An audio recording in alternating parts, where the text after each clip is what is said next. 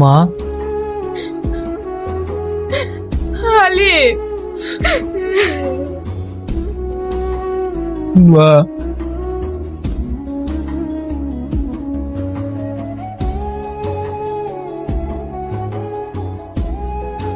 মা গো, আমি আব্বুকে শেষ দেখাটাও দেখতে পেলাম না। যা বাপি, ফিরে যা। শুনছেন?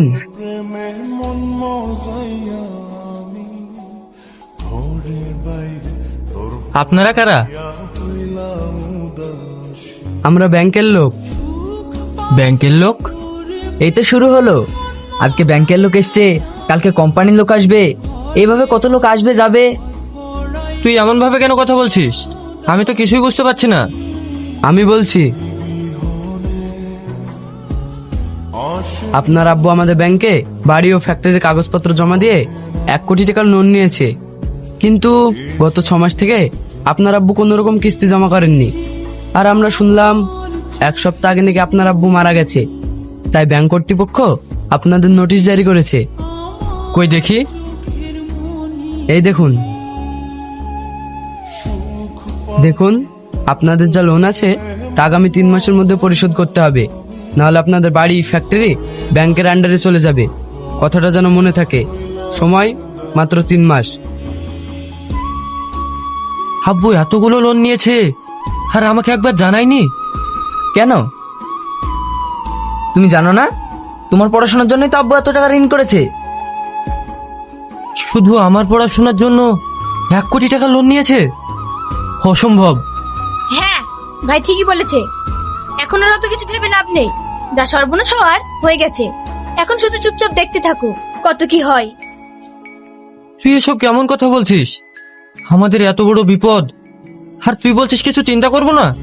করলে তুমি করো।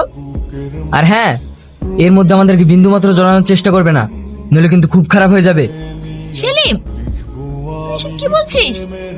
হ্যাঁ, আমি ঠিকই বলছি। সেই জন্য তো বলে পর কখন আপন হয় না।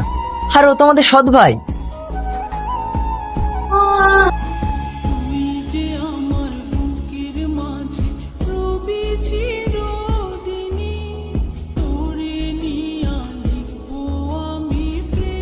ব্যাপার, তোমাকে এতবার ফোন করছি, ফোন ধরছো না কেন? তোমার কি কিছু হয়েছে? হ্যাঁ।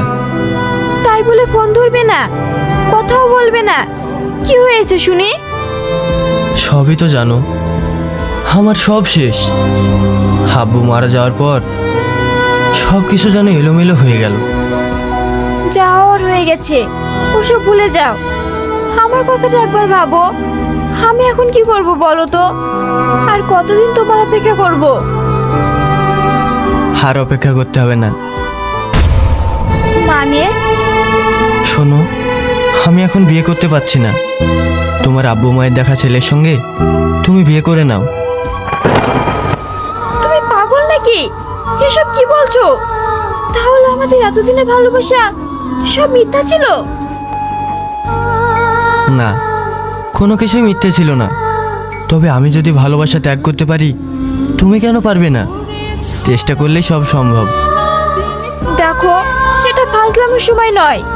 কি হয়েছে আমাকে খুলে বলো। খুলে বলার সময় নেই। তবে তুমি যদি আমার হতে চাও, তাহলে তোমাকে অনেক অপেক্ষা করতে হবে। তুমি কি পারবে? যদি পারো তাহলে ভালো, আর যদি না পারো তাহলে তোমাকে যেটা বললাম সেটাই তোমার জন্য ভালো হবে। আসছি।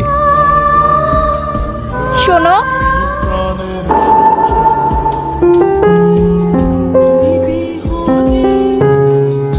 তুমি আমার প্রথম ভালোবাসা। আমি তোমার জন্য মৃত্যু পর্যন্ত অপেক্ষা করতে পারি। শুধু এইটুকু মনে রাখবে, যতই ঝড় তুফান আসুক না কেন, আমি সবসময় তোমার পাশে থাকবো। সত্যি? হ্যাঁ, সত্যি।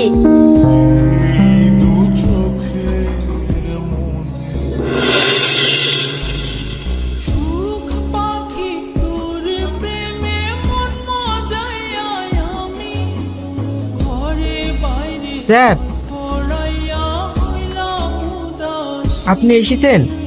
আমি আপনার কাছে যাচ্ছিলাম। কেন, কিছু হয়েছে? এই নিন স্যার ফ্যাক্টরির সমস্ত হিসাবের ফাইল আর চাবি।